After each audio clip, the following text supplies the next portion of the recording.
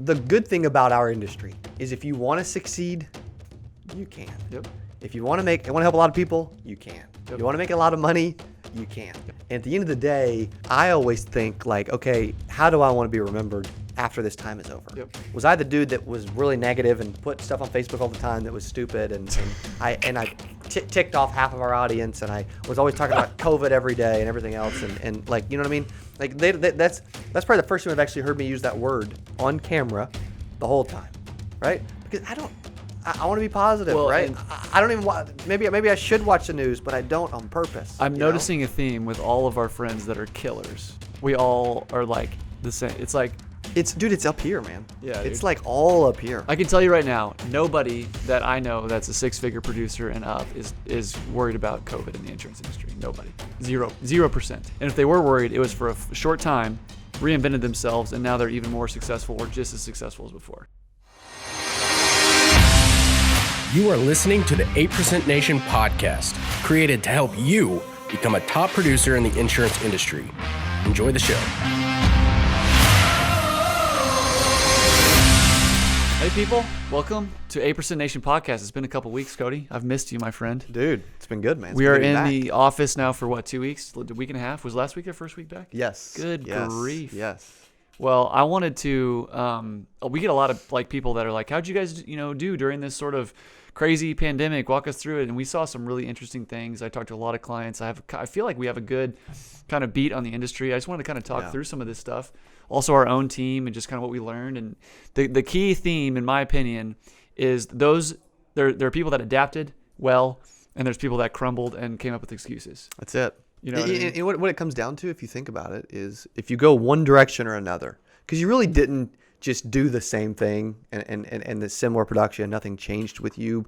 You most likely either started to do more and adapted, like you said, or you did less. And I think a lot of that is, that's a lot of someone's mindset. I agree. I was impressed, because 92% of agents fail, I was impressed by the amount of agents that actually adapted and that did more and that wanted marketing help and that wanted training help and that wanted to be on, videos and watch stuff and like soak stuff in. Like it was a good time to learn. Well, there's a couple stories that I heard that I thought were interesting that I think I'll share, if that's okay. So I work with a couple like large like groups that have multiple teams across the country. And I was talking to them, this one particular group, and you know them well. They're awesome. They're great dudes. Yeah. And I was like, so how, what's going on? Like, how's production? And they're like, well, overall we're down, but some of my teams were way up. Yeah. And it's like, and he was like, and I'm also like trying to figure out like, what was the difference between my teams that were way up versus the ones that let and just collapsed in the excuses, which I thought was interesting because. You think it was the leader, the team lead, the you know what I mean? Well, I think it was absolutely the leader. I think it was absolutely the individuals that are going to rise to the occasion versus the ones that are just going to use the excuse because, man, it is easy to get out of work. Now is the time to make excuses because really no one's looking over your shoulder and you always have that, well, production's down, but the corona, I can't meet people, but at the same time, we know several people. I know you're going to be able to share a story with one of our friends, Nate Offord, that really didn't like do much telesales at all. Before, but zero. Yeah. And you just talked to him. I mean, what's his scoop? Yeah, dude. I mean, he's doing more. He's doing as much sales as he's ever done, maybe more. I mean, he's closing 30, 40K of mortgage protection over the phone with videos, like nothing's changed. And he's saying that it's not. He's just getting people on Zoom meetings, and it's not complicated. He's going through his same pitch. Yep. He's got some additional phrasing and verbiage that he uses initially, but it's. Dude, it's amazing to hear. But his production was up after he totally reinvented himself. Yeah. What in the world? Yeah. Like I'm almost wondering, like, dude, why would you go back into homes? And some people are thinking that, some people are not, right? Which is cool either way. But he's seen crazy growth. But for him, we had the 8% virtual conference a few weeks ago, and the theme was if you don't quit, you can't fail. That dude's mindset is like so strong that it doesn't even matter. Like his entire house could have been wiped away from this thing and like had a massive tornado or something crazy happened. And he would have probably still been up in production. And a smile on his face. Yeah. Because he's just a good dude. His Zoom account could have got locked down. His computer could have got broken into.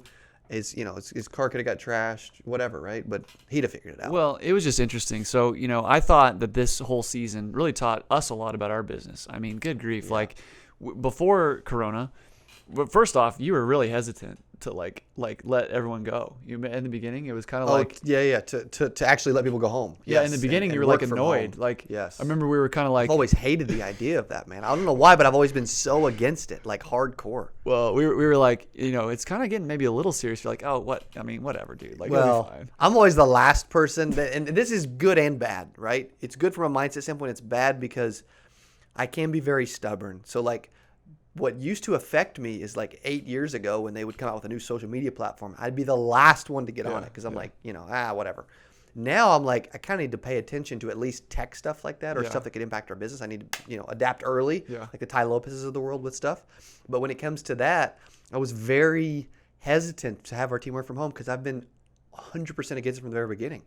Well, it was interesting. So I left March 13th on vacation, and I arrived at the slopes in Colorado, and they on Friday night, and then they shut everything down on Sunday. So, and then I had to hurry home because they were talking about potentially closing the borders of Colorado, and I was going to get stuck. So I drove through the night. So but during that whole transition, it escalated quickly. As Ron Burgundy said, "Wow, this escalated quickly." You know what I mean? It's like, so it was just it's shocking that, and then eventually it was like, absolutely okay. The right thing to do is to send everyone home and work from home. But what happened to our business when that happened? Yeah, it hit. I don't know. Did it double? I mean, it got freaking crazy, dude. Like we're moving people home. Most people are letting go of people. Yeah. A lot of people we know, right? It's unfortunate, but it happened.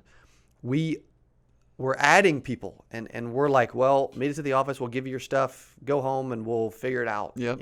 And I had my sales team. We had our sales team on Zoom all day, every day. They were on webcam. The rest of the staff operations was not. But I was really impressed at how positive our staff was, how well we transitioned. We adapted well. But the thing is, it comes from the leaders down. Like if leaders are worried and freaking out and negative and assuming bad things are going to happen, so they're letting people go ahead of time because they're assuming negative stuff. It's like, if I was on a team member on a team like that, I wouldn't want to be a part of it anymore. No, and I personally didn't know what the heck was going to happen. Yeah. I didn't know what was going to happen. I didn't know if this was going to shut things down. But then because really Remiz and North Star guys, they were the first to start transitioning of all of our friends, everyone working from home. They were the first people I heard. And they did that early, and I thought, well, maybe that's a little early, but they just got ahead of it. But and did it. And this is public stuff, so they share this on their social. They had record weeks all throughout these weeks. And so, I also, quick disclaimer, I don't want to there's a lot of people that are struggling right now. Sure. So I don't want to be celebrating and yay, we double our business, because there's a lot of pain and challenge that's going on. So I don't want to undermine that. And I also, some people, no matter how much grit you have, you can't control your situation that you're in right now. But in the insurance industry, we're relatively unfazed if you don't let it phase you. Totally. Being in the insurance business we both felt super fortunate to be in this specific industry during this time, because I was wondering, well, will inbound leads slow down? Will sales slow down? Like, what'll happen? And we got more inquiries than ever, more people needing help than ever with marketing and transitioning to phone sales, and it was unbelievable. And you're right. We want to be mindful that it's not great that all this has happened. No. However, it is what you make of it. It kind of brought about this entrepreneurial spirit in me where I'm like, I have a new thing to figure out. It was almost like fun in a sense where I didn't really care about the numbers. It was more like a new challenge. And then as the numbers started to continue to grow, I'm like, holy crap. So we hired 6 people in the last 6 weeks. We took our staff, maybe more. We took our staff up by 30% during this to be able to maintain the demand. But overall, Justin Brock said something that I thought was really interesting that really hammered in why the insurance industry is really not unaffected, but relatively unaffected. He said, in Medicare specifically, all these individuals still have the same transactions that they have to make. Yeah. Whether they do it in person or not, they still need Medicare. They still need to shop their Medicare. They still need to potentially, talk about this. So those that adapted to be able to meet their customers where they were are the ones that won. But the same amount of transactions happened. So I was already in love with the insurance industry. But during this situation, I was just like, we are so blessed and fortunate to be in an industry that was relatively unfazed, because anybody that I know, most of them are up except for the big field forces. That's the only one that I'm seeing are down, but they're mostly recovered. They're starting to hit the field again. I mean, one of the things that kind of woke me up. I remember about a week into this, I'm like, okay, well, what am I going to do differently? Right? How am I going to, when everybody else is retreating out, we try to look for opportunities to advance. Yep. It'd be stupid not to. Yep. And I remember thinking, like, if everybody watched like social and events and like, we put on the 8% virtual, bam, right? Yep. We put on, I was doing free phone sales training webinars, every week. I was doing night school. I was doing, you know what I mean? Like, we almost, from a content perspective and a training perspective and an event perspective and everything else. And I viewed it as the best time to, like, you always talk about people who work, people who educate them. Yep. I viewed it as the best time to get people's attention online, to grow and scale the brand, and to really focus on bringing goodwill by doing five plus free events in a matter of a few weeks. And that people responded to. You definitely doubled down on your content creation. And I think we got like thousands of YouTube subscribers too. Right? Yeah, we're getting over 1,000 a month now. Yeah. I mean, which is incredible. I mean, but that's also just speaks to your heart. Like, if anybody doesn't believe this guy that he wants to see every insurance agent fail and help him get the 8%, you're an idiot. You know what I mean? Because your actions are there. And Thanks, so, some of this stuff that you did, let's talk a little bit about, like, when you say you doubled down and you went after that, what was your strategic approach to all that? Like, why did you choose? What was it that clicked? You said it clicked, but what clicked? It's like, now's the time because most people are on their phones, or? Well, I was getting, what really clicked for me is I was standing in the shower. Because that's you always have where ideas in the shower. We talk about this often. I was getting probably easy 20, 25 messages a day of people that were trying to convert to phone sales. That's true. That I've successfully done in the past, and I love selling over the phone. Yeah.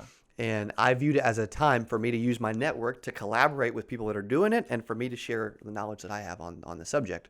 And I said, I'm going to do several free events every single week to help people with this topic. I'm going to give away tons of stuff for free. Yeah, I'll create a membership that if they want more access, I'm doing a live Q&A later today with the members, stuff like that, then I'll do that. But even if they don't join the membership, they've at least got a ton of free content to help them be better and to make money in this current environment when they're not used to doing it. Well, and also too, a lot of our audience is like independent agents sometimes that don't necessarily have a leadership from top down. Yeah. And really, I feel like you're looked at. I mean, I can't tell you how many times I hear, Cody, your content, I watched your video and it got me to, like you are a leader to a lot of these individuals. Nice. And I hear that a lot. So that I think is important. And it really, truly, my heart was like, as soon as I realized that not just our business, but the insurance industry was going to coast through this thing, It's just going to be about adapting. Man, I was trying to talk to everybody I could, because what I saw too is a lot of the Medicare space was moving away from seminar marketing into some sort of digital like webinar or whatever. And, and I wonder how much that's going to, you think it'll tail off, or do you think we'll go back into seminar as much as we did? Or what do you think? I actually do think that those specific individuals they'll end up diversifying a little bit and maybe doing a little bit of both, but they'll end up going back into, I think they'll end up going back to seminars. However, I think they're exposed to something that's working equally as well, if not better. So well, it's kind of exciting. I heard a blow to that business model. I heard Golden Corral is filing for bankruptcy. I don't know if that's true or not, but I heard it. That would be a massive blow. It's like all these events, right? Golden Corral, they can find the next buffet. That's true. Well, okay. So, do you have any other stories of individual like agents that you were just impressed with that stand out to you during this time? Like, is there any stories you could share? Yeah, I mean, I remember what I really enjoyed was I have this little coaching program called Success Society, and several people were reaching out. They were even sending audio recordings, and then I was doing like live, giving them feedback on their audio recordings and like listening to agents and just trying to help during that time. And it was cool to see people go from zero phone sales experience to, like, I just got a message of the day, that someone's like, oh, I'm struggling. I don't really know anything about phone sales, and I need, some help from somebody. And I literally got to where I was getting messages from people like this one. right? Hey, thank you. I view you as one of my mentors. Tonight I never did phone sales before. Tonight I wrote 6 applications for $3,429. That's so exciting. All telesales. You have no idea how much you help me improve. And it's like, that is the point. The whole point. That's the point. Yeah. That's the point. And all along, dude, that's what I love about, you and what you're doing with the industry and helping is you're viewed as the marketing leader. Like when it comes to marketing, no one actually views anyone else as the leader other than you. They act like it, but they don't really believe it. And I hear it nonstop, which is amazing.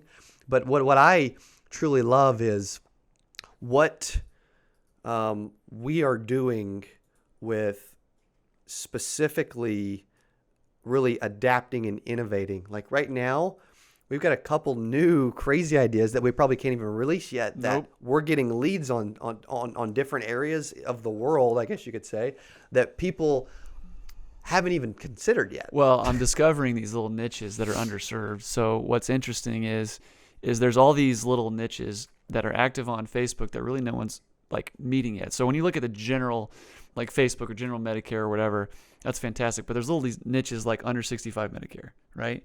Nobody's really marketing to that specifically. Yeah. And it's interesting what we're getting. So if you write under 65 Medicare, for instance, we can walk these people through like a 16 question qualifying quiz and a lead for $5-6, dude. Like that's crazy. Like the buyer intent on that is insane.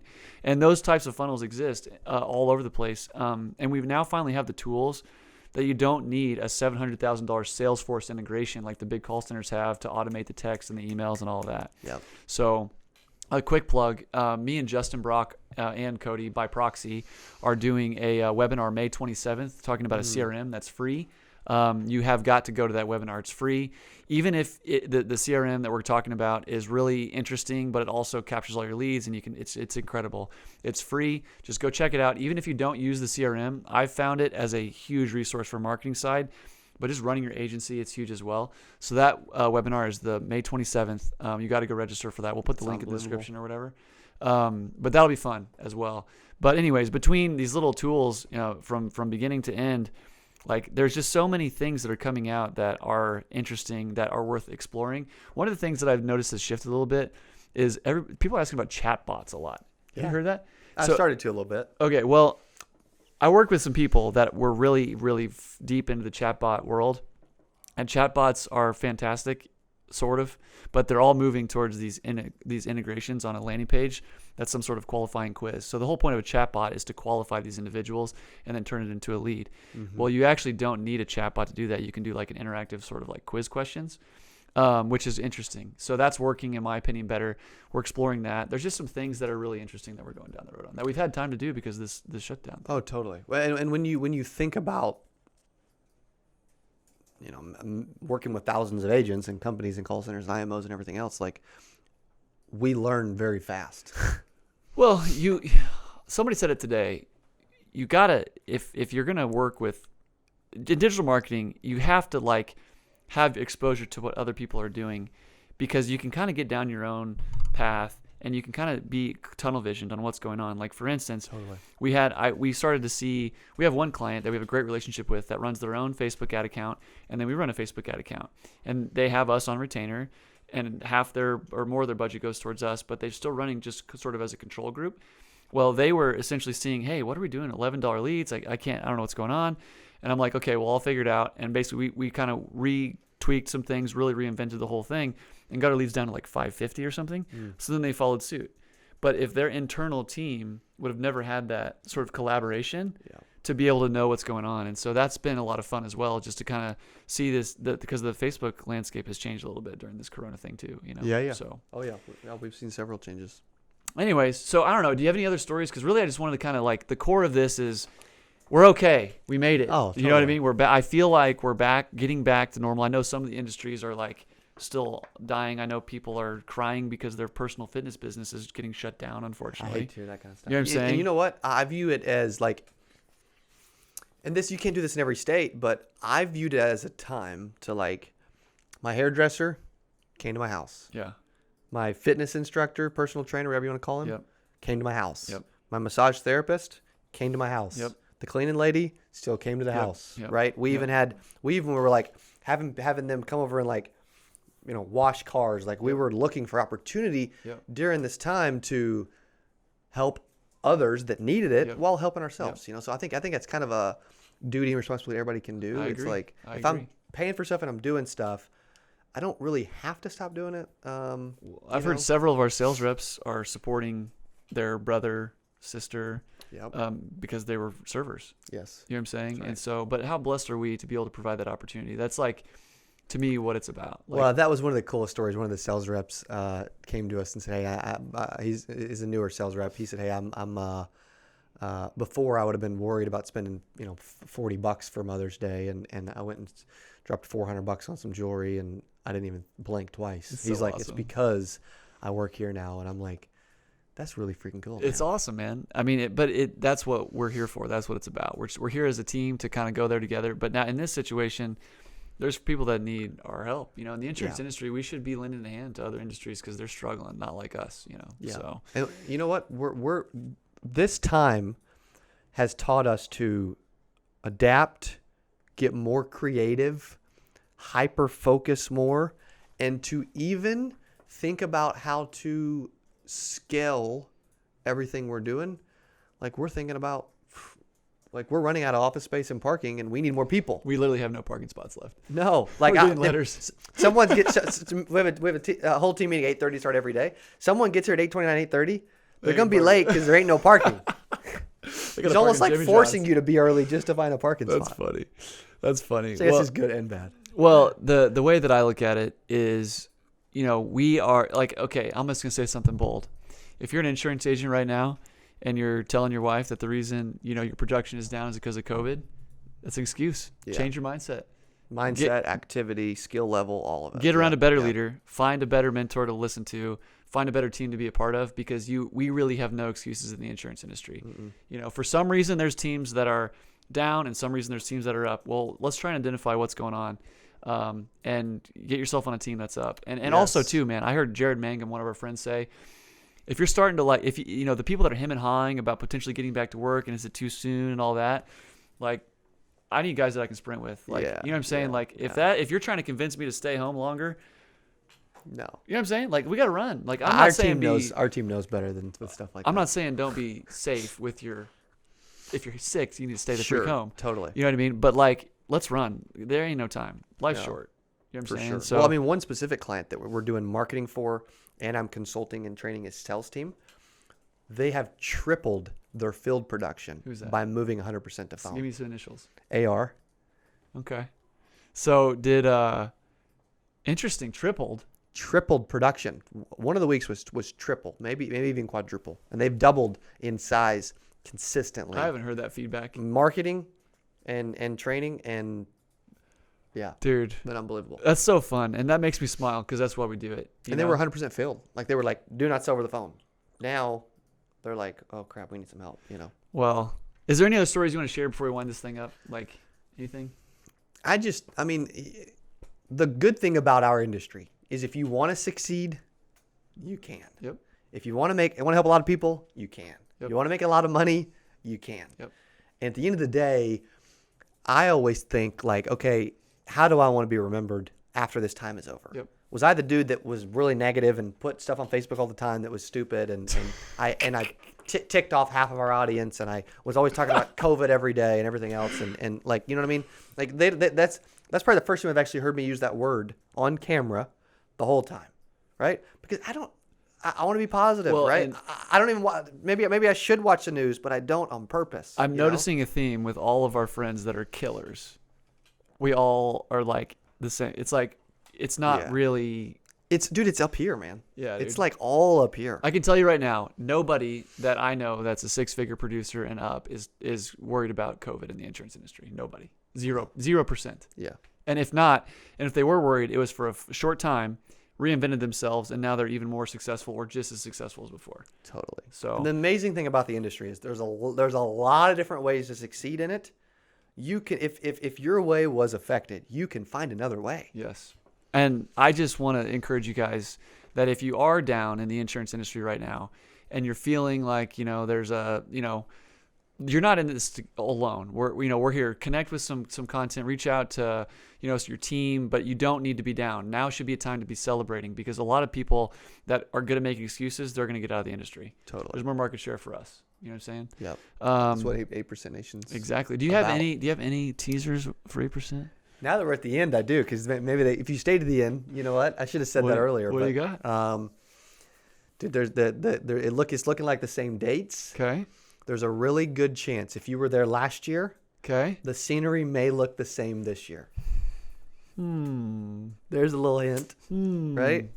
There's All a little right. hint. Well, And there's several reasons why that's going to probably be the case. I'll know more like affirmative in the next couple days, but it's looking really positive. I'll just give you a hint. Another hint. I put out a Facebook post giving our attendees and our audience options on what we should do, right? Because if nobody shows up, there's no point. there's no point. So I need to like make them part of the process, Yep. right? Because they are 8% Nation. And if you go to my Facebook post, you will see that about 70%, maybe 80% chose one option specifically. All right. Well, I'm excited no matter what. You said so the dates are potentially the same. Potentially. Yeah, so we're still looking at July 24th, Okay, 25th cool. All right, this good. year. Cool. Yep. And we may have to make a couple adjustments from an event standpoint. We may have to limit ticket sales a little bit. We've already sold way more tickets than we previously had in the past, so we may have to like cut off ticket sales much sooner. So if you don't have one and you actually want to go, you may want to consider getting one pretty quick. Right on. I may even be removing a couple ticket levels that are actually sold out based on the venue cap. They're actually oversold, so I may have to actually bump some people up for free. Like there's some weird stuff we got to do based on some specifics, but either way, I promise you it will be the best experience you ever had. Well, and also too, I'll give you the people some independent insight. Whenever everybody was freaking out about their events, you and Lauren were like so chill and calm. Yeah. It was like a non-issue. Like everyone else was kind of like nervous for you. Yeah, You know what I mean? Everybody kept asking me. I'm like, It's "Dude, fine. It's fine. Like, what do you mean? Well, and if they saw the Facebook post, you would have thought I'd have really been freaked out that the Palms, the people that own the Palms, they own 4 different properties in Vegas. Okay. 3 of them are staying open and are opening immediately. The one that's not is the Palms. They're actually closing. I think there's other reasons why they're closing the Palms that they're just not going to say. Gotcha. Because if the other 3 properties are opening and they're open immediately, then everything's fine. Well, that don't make any sense. Well, the Palms is closing until at least November, if not the rest of the year. That's where 2020 was. So, but it'll be somewhere, and it'll still be amazing. So, Wow. and the thing is, like, people are going to still attend. Yep. People, the people that want to learn and improve and get better. Like, I'm actually doing a webinar in a few weeks on like how everything here has 13x'd over the last 2 years. That's a big number. It all started because I went to an event and I got serious and we started getting attention. We started throwing events. We started bringing some freaking studs in-house and to join the team, right, et cetera. And I'm here to tell you that events have been the one thing that have leveled me up more than anything else. And also, you're just getting around people that are equally yoked, and just you can sprint and look to your side and see guys that are also sprinting. Yeah. You brought your key sales guys that hit the goals That's to right. 10x. Yeah. And they all both said, obviously, it changed my life. I mean, it dude. is true. Well, look at them now. You know, They're like different dudes. also kind of interesting. I don't know that it's necessarily a coincidence. I went to 10X4 February 21st through the 23rd. This all happened in early March. It's right now, while we're recording this, it's been about 2.5 months. Everything we've done has doubled. Oh, yeah, for sure. Are there other reasons why? Yes, but is being involved in stuff like that and wanting to learn definitely a part of that? I believe it, because my focus in creativity has been an all-time high. Like, I'm more aggressive, and if people thought I was crazy before, these last 2.5 months, dude, I'm like, I think we can 10x everything we have. We got to. Yeah, So it's just a matter of time when. that's it. Well, dude, I mean, this was powerful. Anything else you want to Good, share man. before we wrap it up? No, dude, I love it. I love All it. right. I love it. And Well- I want them to succeed better than ever. And if they believe it, they can. Thank you guys for joining us on this episode of 8% Nation podcast. We will talk again soon with a special guest. Hey, if you love this podcast, which obviously you did because it's got my buddy Landon and I, hey, we got a video right here for you. It's how to hire and recruit insurance agents with the Wolf. All right, click on there and we'll see you over there. You got to realize that the typical interview questions out there are like, they're all well known, and most people